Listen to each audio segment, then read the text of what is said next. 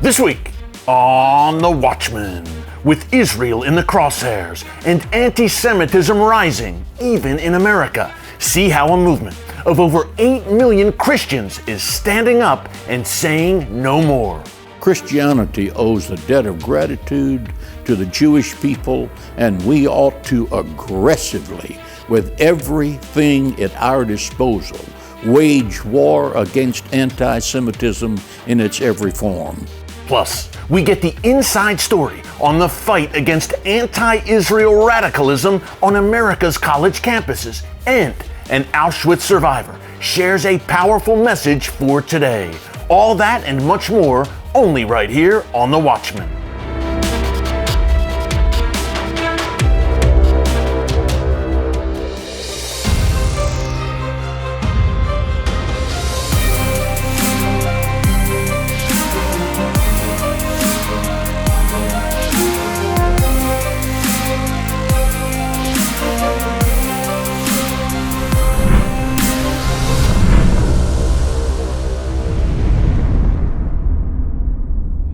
And welcome to The Watchman.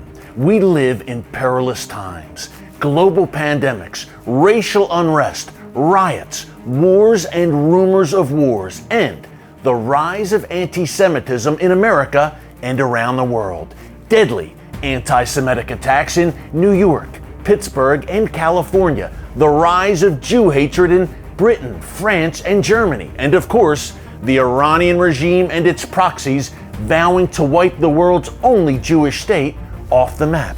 At times, it can almost feel like 1939, with two major differences. Number one, Israel is strong and secure and a safe haven for the Jewish people.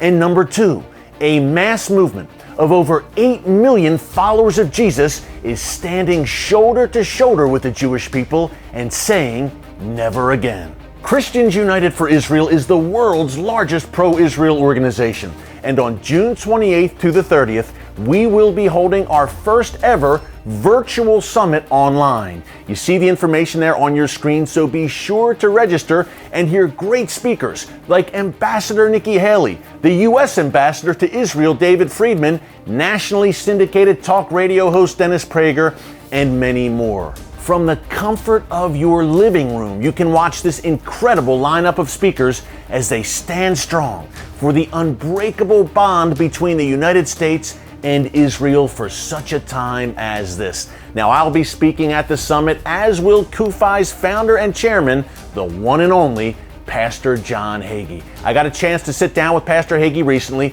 to discuss some very important developments that you'll want to know about. Take a look. Pastor Hagee, thanks for joining us once again here on The Watchman Show. It's always great to have you. It's my pleasure to be here, Eric. Can you talk, Pastor, about this troubling trend right here in America? On the streets of the United States, we see a rise in violent anti-Semitic acts, deadly anti-Semitism, from a synagogue in Pittsburgh to California to the streets of New York City. Pastor, what's happening and what can we do about it as Christians? Anti-Semitism is not just a Jewish problem, it's everybody's problem. Anti-Semitism is evil. Anti-Semitism is something that springs in the soul of a man who does not live by the law of love your neighbor as yourself and do unto others as you would have them do unto you. There's no such thing as Christian anti-Semitism. Christianity is driven by the law of love. Anti-Semitism is driven by the law of hate. The Bible says, sweet and bitter water do not flow from the same well, so that a person who takes up arms and slaughters innocent people for any reason, but especially the Jewish people, there is a hatred toward the Jewish people because they are the torch bearers of truth from generation to generation. They brought to the world the Torah, the Bible. They brought to us the patriarchs, Abraham, Isaac, and Jacob. They brought to us the prophets. They brought to us Jesus Christ and the 12 disciples and St. Paul. Take away the Jewish contribution to who we are, and we wouldn't exist. Christianity owes a debt of gratitude to the Jewish people, and we ought to aggressively, with everything at our disposal, wage war against anti-Semitism in its every form. To see evil and not call it evil is evil. Not to speak is to speak. Not to act is to act.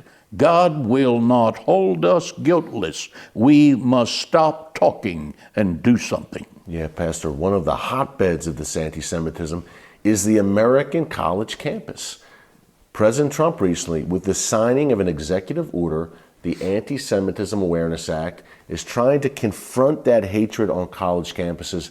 Tell us a bit more about that act, Pastor, and how it holds the anti-Semites on campus accountable. And by the way, again, you were at the signing of this executive order. Yes. In D.C. at the White House, and our team at CUFI had been lobbying for this, pushing for this legislation for years. Now we have it. Could this be a game changer in the fight against anti-Semitism? Absolutely. It is an enormous game changer. What the president has said when he signed this executive order is that if you, as a college or a university, allow anti-Semitism to prosper or you participate in it, you will lose all of your federal funding. I cannot wait for the day that some professor who is so anti-Semitic he dares to try the president and press this issue. When that university is taken to the woodshed and they lose their federal funding, it will be a hooray and hallelujah day for everybody who's fighting anti-Semitism. Tell us a little bit more about how CUFI is getting things done on Capitol Hill where it matters and changing the game. The thing that makes CUFI effective is that we have a national grassroots organization of more than 8 million people. And every state and every voting district, we can identify who the voters are in that district for any senator or any congressperson. Therefore, we can rally those people in defense of Israel or for or against a bill that concerns us. The Taylor Force Act was this, that the United States of America was giving foreign aid to the Palestinians. A boss would take some of that money and give it to a terrorist who would kill Jewish people or kill anyone in Israel, specifically Jerusalem. He would give them a bonus, and if he went to prison, that bonus would go to his family. And that bonus was every month for life.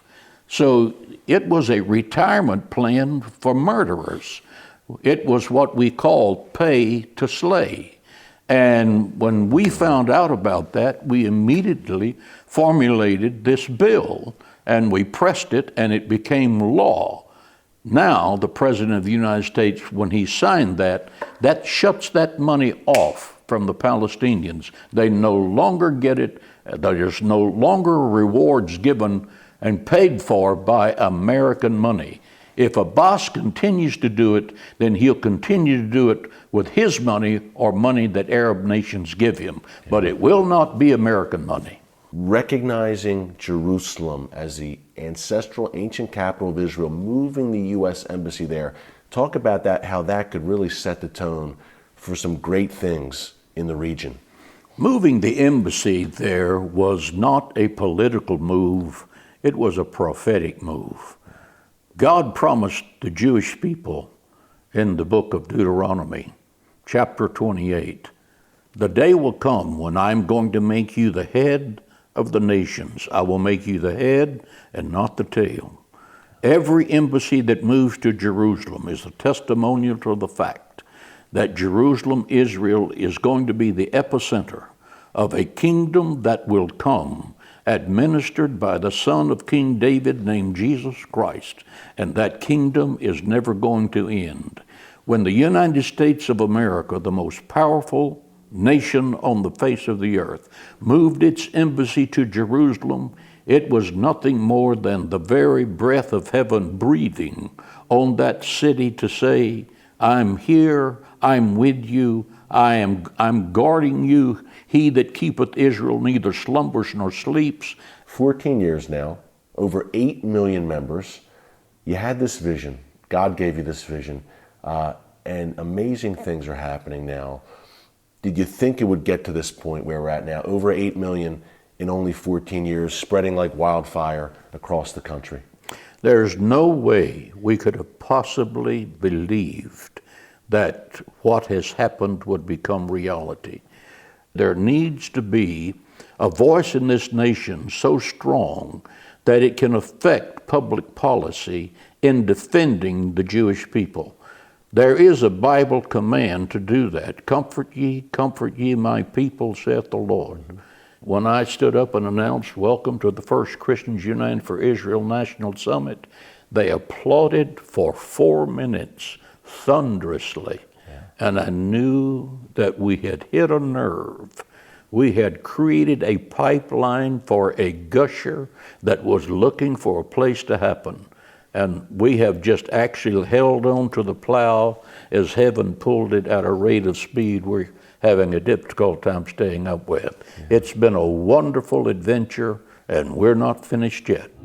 Thanks again to the one and only Pastor John Hagee for joining us. Again, folks, you will see Pastor Hagee at our CUFI Virtual Summit, June 28th to the 30th. Be sure to register. Now, one of the topics that we will surely be discussing during the virtual summit is the rise of anti-Israel activity and open, even violent, anti-Semitism on America's college campuses.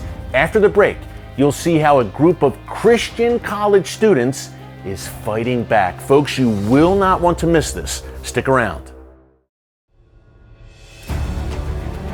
In the Bible, God calls on believers to pray for the peace of Jerusalem. Now you can celebrate your role as a watchman on the walls of God's chosen city with this special one-of-a-kind bracelet. Designed and crafted exclusively for CUFI by Ethiopian Jews who immigrated to Israel, this stunning bracelet symbolizes the biblical mandate to stand in defense of Jerusalem and raise your voice for Zion's sake. In honor of Israel's 72nd anniversary, for your gift of $72 or more, we'll send you this eye-catching Medja Maria bracelet that showcases your love for Israel and its eternal capital, Jerusalem. This exclusive Made in Israel bracelet is available while supplies last. So visit www.cufi.org/bracelet to receive yours today.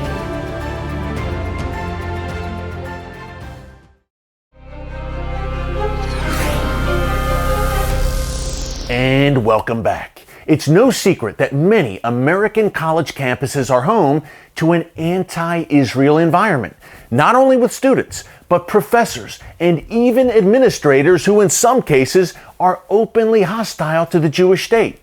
When Jewish students attempt to stand with Israel publicly on campuses, they are threatened and harassed, sometimes even with physical violence. Now a group of Christian students is standing shoulder to shoulder with their Jewish classmates on campuses across the United States and standing up in the face of all the hate. This is their story.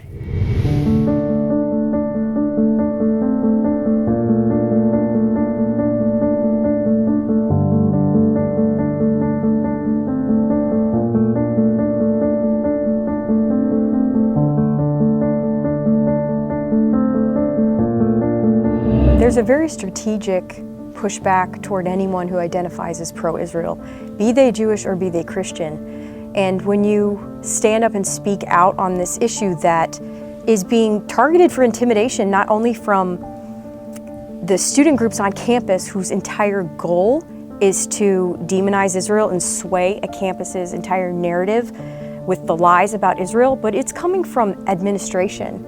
It's coming from faculty. For our Christian students on campus who are speaking out for Israel, they'll have faculty come up to their table and intimidate them and try to shut them down and repeat the lies that they're hearing in the classrooms as well. But to confront them in the public space on campus is not something uncommon for our students. And one of the things that we're seeing more of is students coming up to our students who are advocating for Israel and telling them the Holocaust was fabricated. that it never happened and that the Jewish people made it up to create Israel and displace a people. The lies, the misinformation, and the intimidation of a pro-Israel student is very real. And it's not just peer-to-peer in cases where a Christian student who's speaking up for Israel is called before the Justice Board on a college campus to explain why they're not a hate group. Talk about turning truth upside down.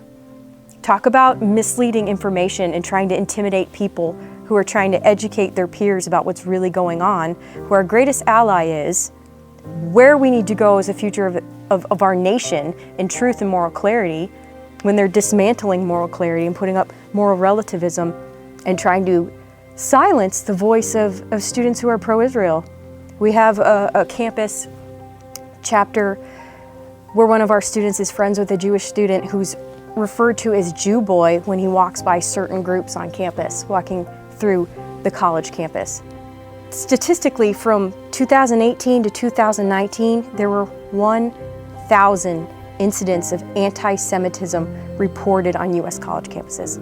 The forms that the pushback takes can be anything from one of our Christian students tabling with information about Israel, the humanitarian aid work they're doing to improve the world, and as they're sitting there, someone will walk by and spit on them, or they'll throw a stone at them. So the students are getting the pushback and the conflict in a way they're feeling bodily unsafe. I myself, at a UCLA divestment hearing, felt unsafe to walk across the campus at night because of the hate that was coming at anyone who's pro-Israel. I felt unsafe and I was looking over my shoulder. I can't imagine how that small group of Jewish students who were off to the side in the corner while hundreds of students were screaming hatred and lies. I can't imagine how they feel every single day. What we're seeing on campus is very well-organized, well-funded groups, Students for Justice in Palestine.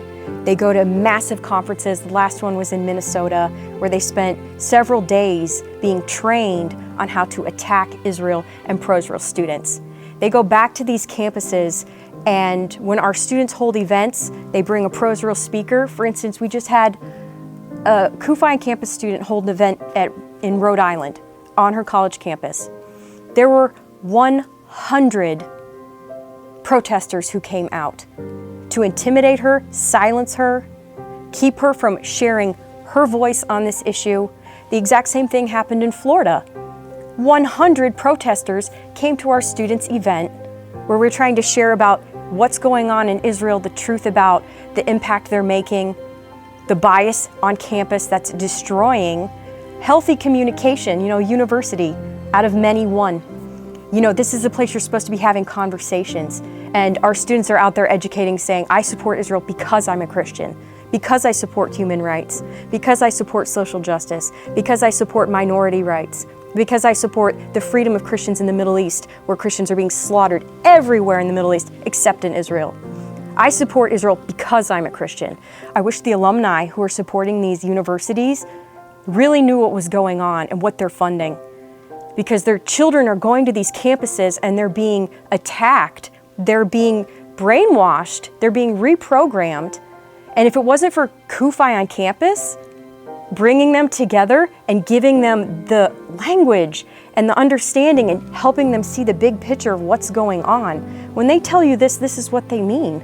This is what is truth. Without CUFI on campus, these students would be powerless to articulate the pro-Israel Christian message for the next generation. We educate our students at CUFI on campus to be able to not only identify lies, but to articulately dismantle them and bring truth.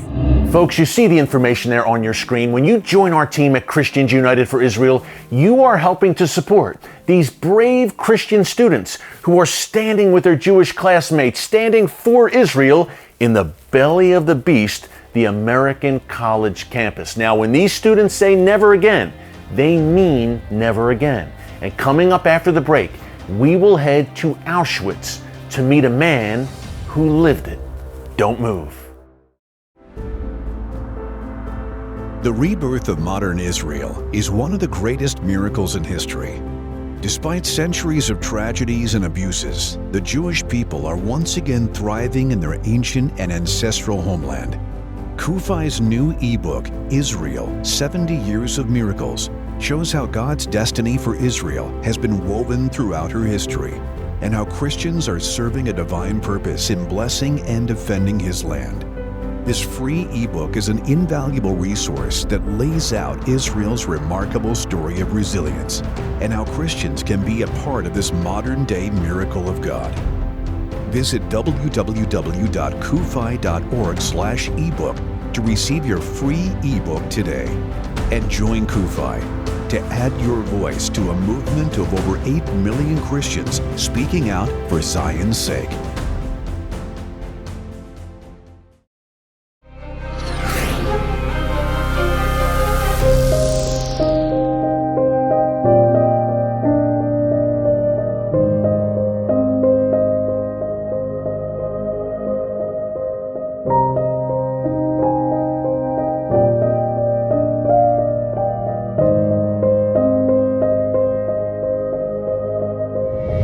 If there's one thing we need to learn from the Holocaust, is those signposts along the road. And when we see them, we must recognize them.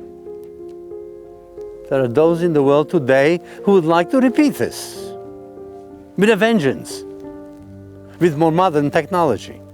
The playbook used by Nazi Germany, developed by the chief propaganda minister Goebbels, is in full use today. And that is why I'm so happy you're here, because you understand. You see this cattle car where 100 and some odd people were inside this for days, sometimes weeks, with no bathrooms, no running water. And understand when you see the signposts along the road to Auschwitz. You know, as I walk around here at Auschwitz-Birkenau and I touch this barbed wire, which by the way would have been electrocuted during the Holocaust. There would have been snarling dogs coming through this barbed wire to bite my hand off as submachine guns pointed at me from the guard towers in the very near distance, manned by Nazi stormtroopers. All that said, it's coming to life for me now. We see movies like Schindler's List on TV, they're in black and white. I'm seeing it now in full color. And as I see it, there's a lot of emotions washing over me. The number one most prominent emotion is righteous anger. Righteous anger at the evil, demonic acts that were perpetrated here at Auschwitz by the Nazis. Now, I can stand here and I can talk about it. You can sit there at home and listen to me talk about it, or together, you and I can do something about it. The best thing I know how to do is to join Christians United for Israel. If only CUFI existed during the Holocaust, during World War II, maybe things could have been different. But right now we have a chance because we can do something about it and make our voices heard.